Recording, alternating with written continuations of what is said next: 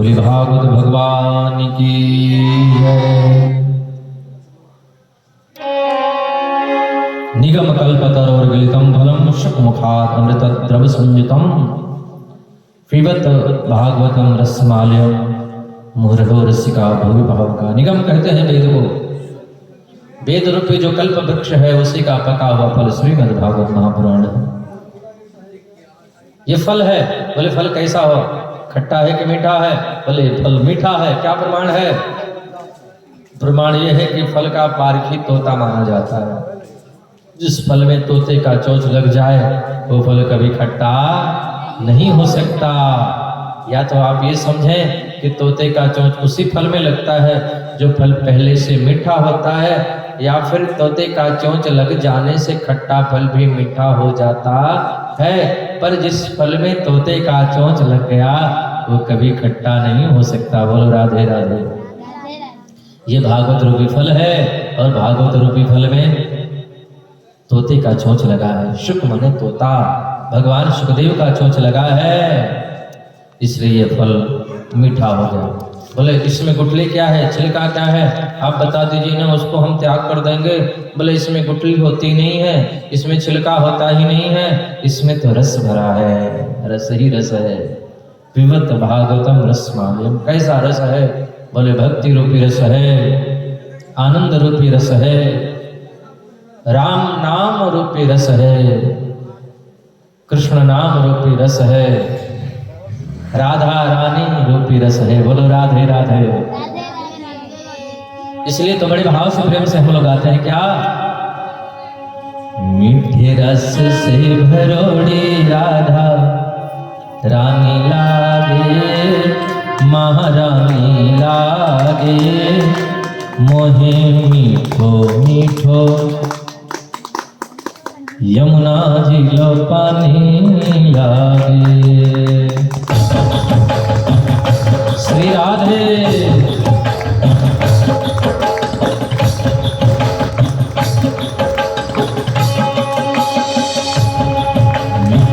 रस से भरोड़ी राधा रानी लागे, महारानी लागे, मोहे मीठो मीठो यमुना जी को पानी लागे। मीठे रस से भरोड़ी राधा रानी लागे, महारानी लागे, मोहे मीठो मीठो, मोहे मीठो मीठो यमुना जी लो पानी लागे।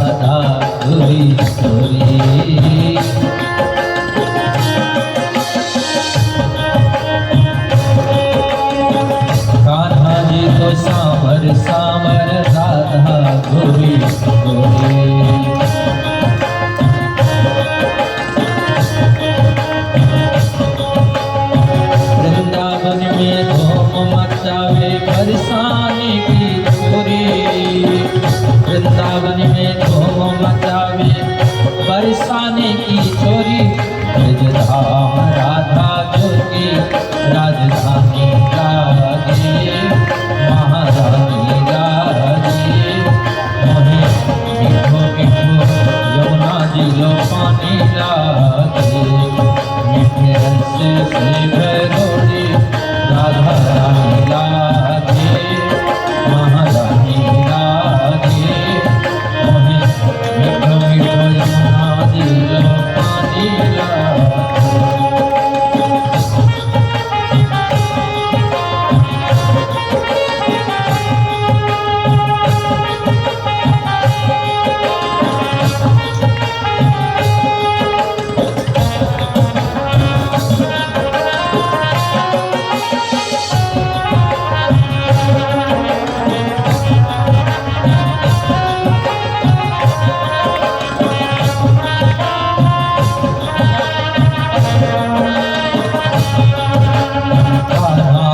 मुरली में तेरे सुमिरे बारंबार।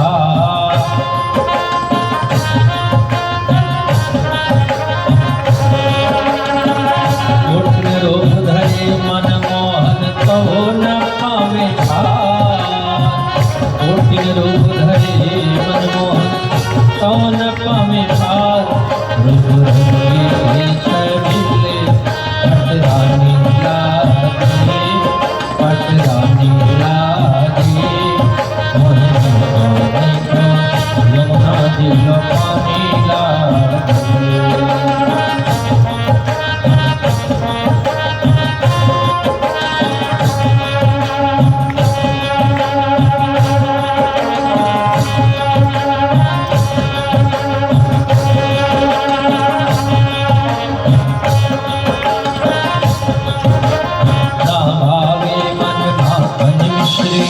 और ना कोई भाई।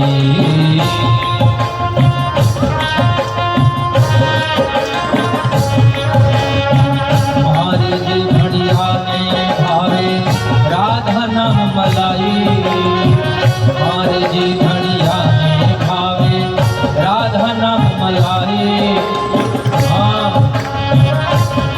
कृष्ण भारती लैली तो थोड़े धानी लागे, थोड़े धानी लागे। मोहे मीठो यमुना जी लो पानी लागे।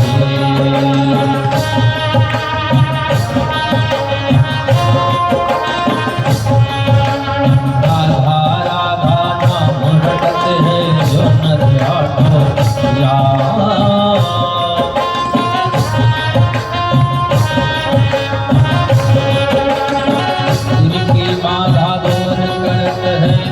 एक राधा का नाम, जिनकी बाधा दूर करत है एक राधा का नाम। राधा नाम ये सबल जिंदगानी लागी, जिंदगानी लागी। यमुना जी लो पानी लागी। भरोड़ी राधा रानी लागी, महारानी लागी। यमुना जी लो पानी लागी। मीठो मीठो यमुना जी लो पानी लागी।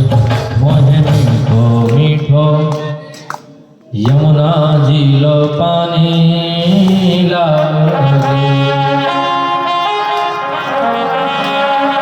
राधा रानी सरकार की जय। इसमें भागवत में राधा रानी गोविंद रूपी रस भरा हुआ है, मोक्ष रूपी अमृत भरा हुआ है। इसलिए इसको पिए, क्योंकि रस पिया जाता है। और एक और बात, और जो रस है वो तो मुख के द्वारा पिए जाते हैं, पर ये रस ऐसा है कि ये रस तो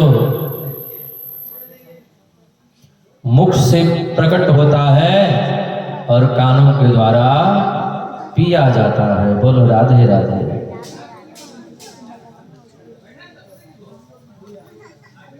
कब तक पिए? बोले जब तक कि मोक्ष न हो जाए, जब तक कि मुक्ति न मिल जाए, फल को पीते ही जाओ, पीते ही जाओ।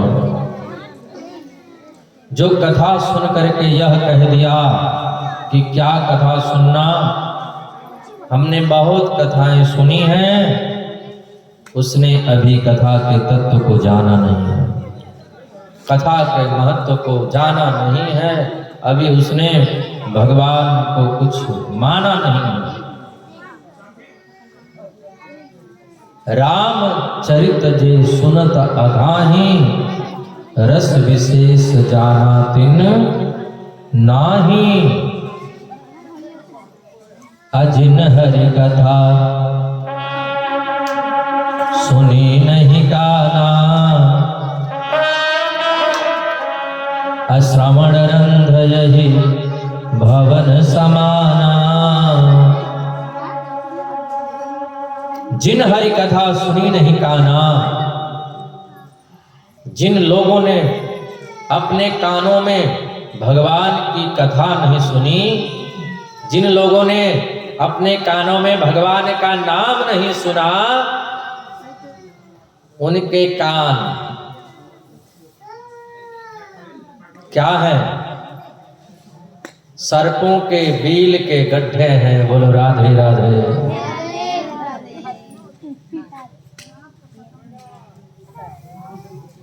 बोलो राधे राधे।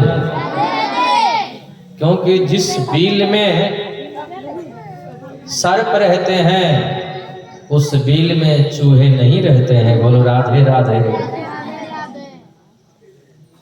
सर्प के भीतर विष होता है। सर्प के अंदर क्या होता है? जहर होता है, विष होता है। तो जिन कानों में सर्प रहते हैं, जो कथा नहीं सुनते हैं, उनके कान में सर्प यानी विष रहते हैं। और विष माने काम, क्रोध, लोभ, ईर्ष्या, निंदा, अहंकार इत्यादि कानों में विष रहते हैं। और जब कानों में ये विषय वासना रूपी विष रहेंगे, तो फिर भगवान का नाम कहां से आएगा? जिन कानों ने भगवान की कथा नहीं सुनी, उनके कान सर्पों के बील के गड्ढों के समान हैं। बोलो राधे राधे। इसलिए गोस्वामी जी कहते हैं कि जिन हरि कथा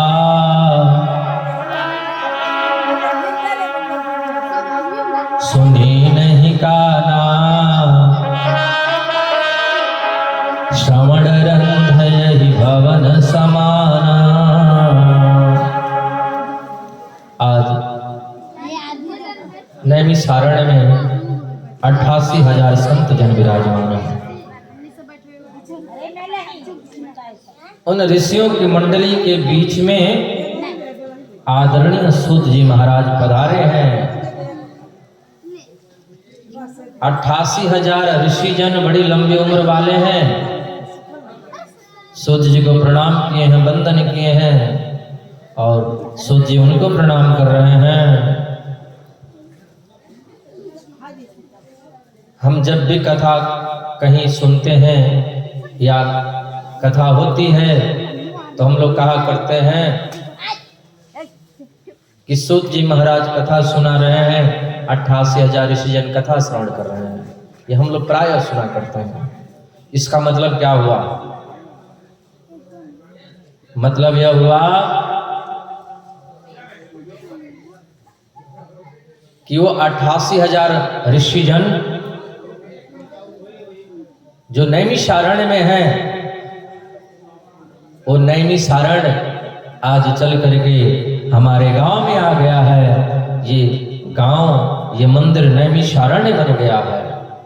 और जो कथा श्रवण करने आ रहे हैं पंडाल में, वे साधारण लोग नहीं हैं।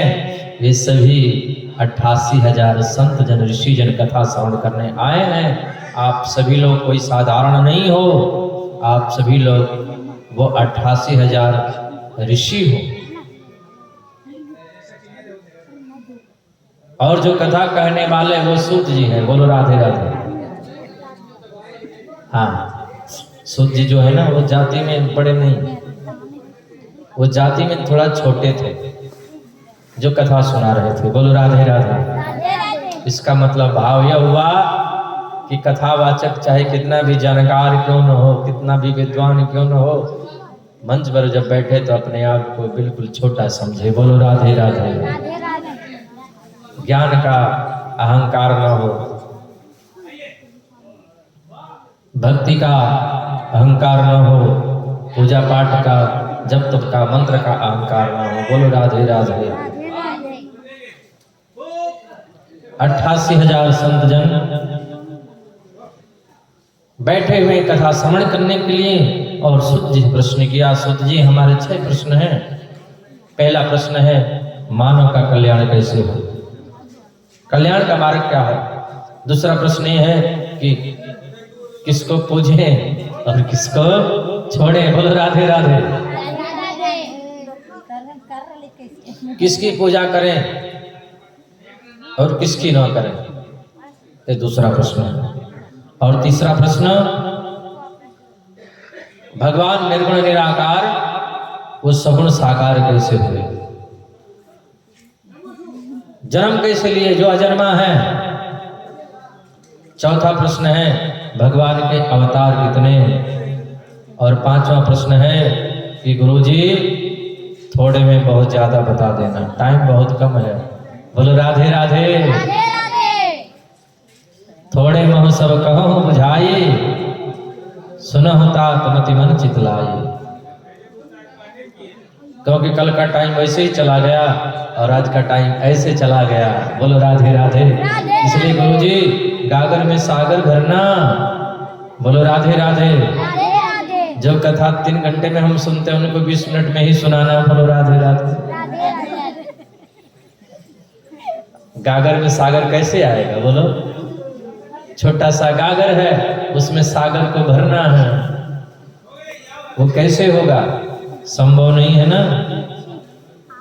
लेकिन गागर में सागर तो भरना है, हैं? थोड़े महु सब कहूँ बुझाई, असुनहु तात मति मन चितलाई। सुनहु तात मति। गुरुजी, पांचवा प्रश्न है इस गागर में सागर भरना। और अंतिम प्रश्न है क्या, अंतिम प्रश्न है कि भगवान श्री कृष्ण जब धराधाम छोड़ करके चले गए तो धर्मः कम शरणं गतः। धर्म किसकी शरण में गया, धर्म अकेला पड़ गया होगा। ये 6 प्रश्न है।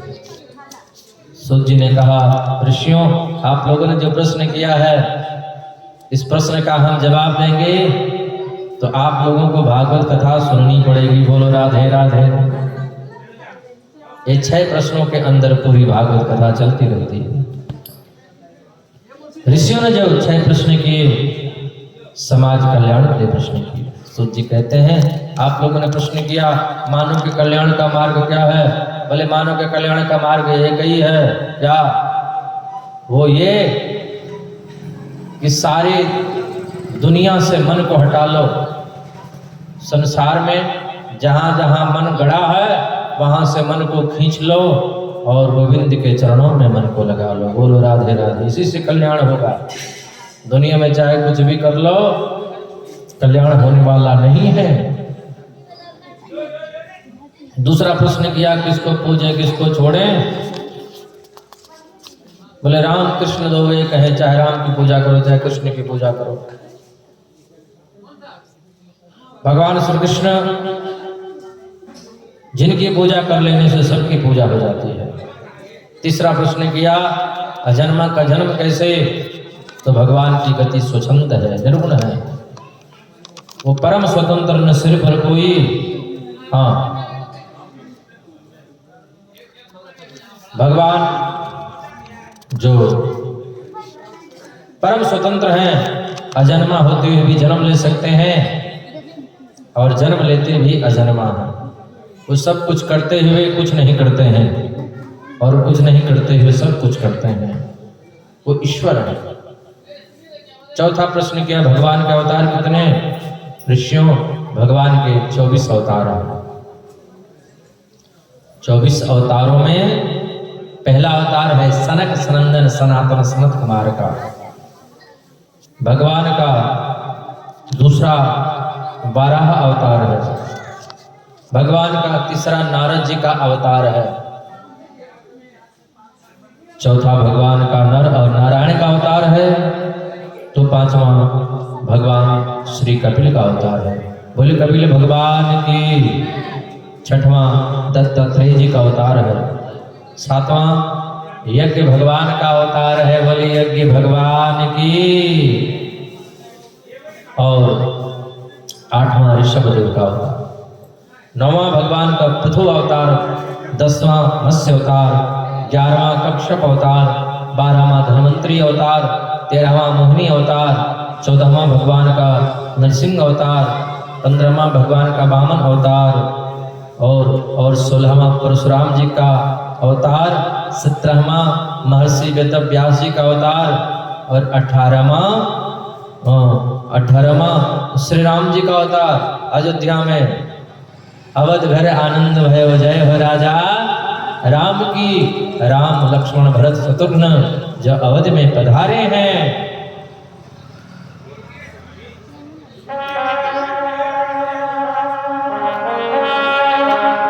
अवध में बधाइयों का तांता लग गया जब भगवान राम आए। राजा घर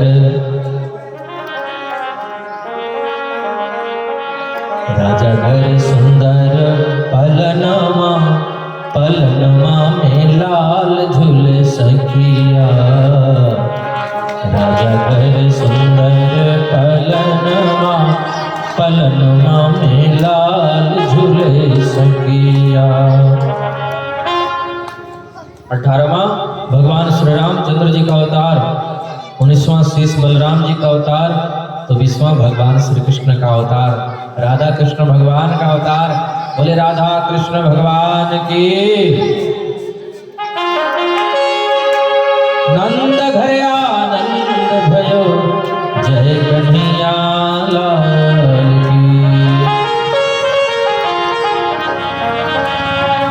21वां भगवान का हरि अवतार।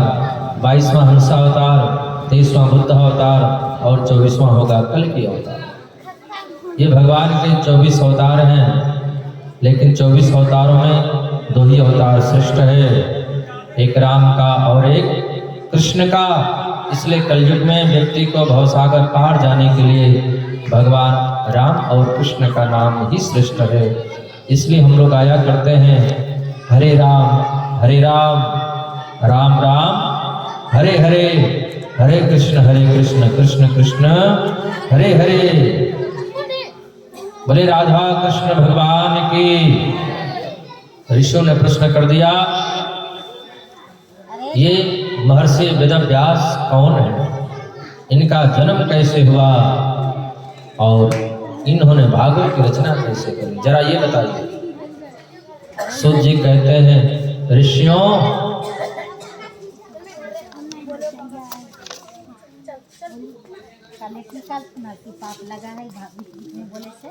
हाँ, कथा के बीच में बोलने से पाप लगता है, और जब हम राधे राधे बोले तो चुप रहना पाप है।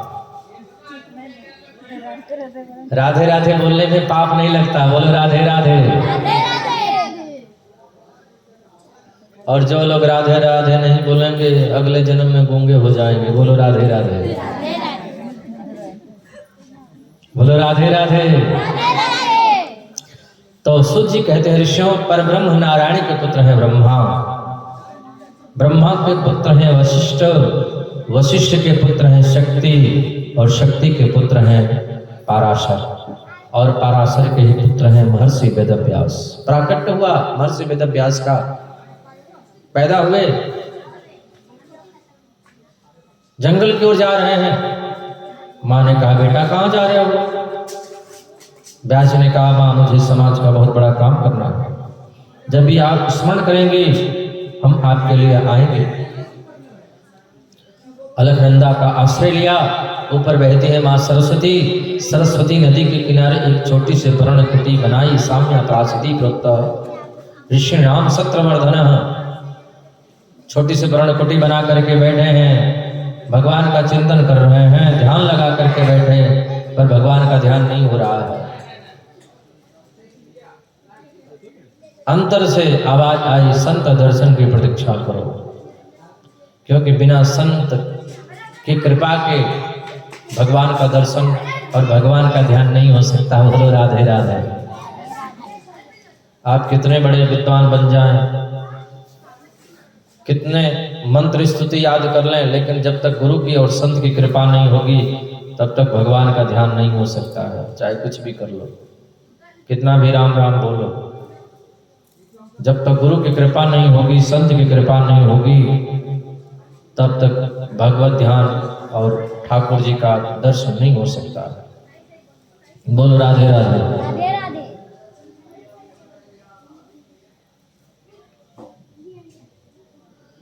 व्यास जी नेत्र खोल करके जब देखे सामने संत पधारे हैं, देवर्षि नारद पधारे हैं।